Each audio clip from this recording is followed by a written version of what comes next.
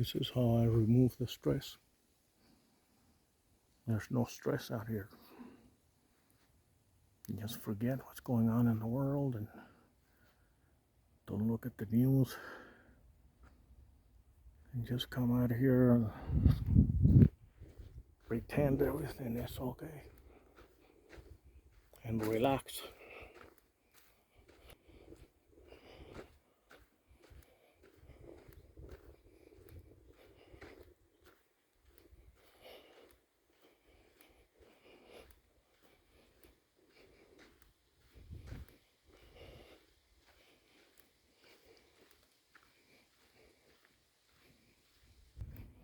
I actually do feel comfortable by myself out here for days in.